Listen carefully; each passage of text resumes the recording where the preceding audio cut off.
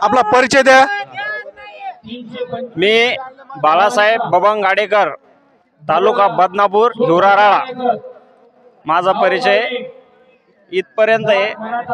Hello, हे बघा, इथं जेवढे तरुण मंडळी आलेले आहे हे सगळे लोक याला एक जत्रा म्हणतात, लोक याला एक मेळावा म्हणतात, पण लोकांना हे कळत नाही।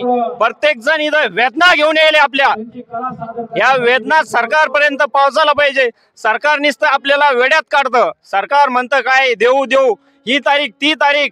अरे आमचा अंत पाहू नका, मराठ्यांचा इतिहास वाचा, मराठी काय असतात।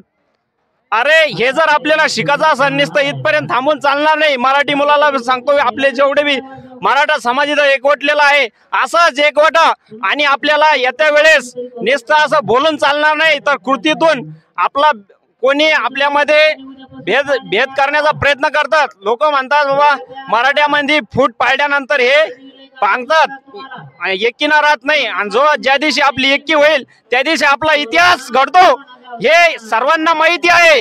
तरीही मी सर्वांना एकच कळकळीची विनंतीने सांगतो, आपण जशी एकजूट दाखवत आहे, आज जवळपास आपल्या जरांगे पाटलांचे जवळपास 40 व हे आपलं हे आंदोलन असं इथं आंदोलन चालू आहे। 40 आंदोलन, तरी पण सरकारला जाग येत नाही।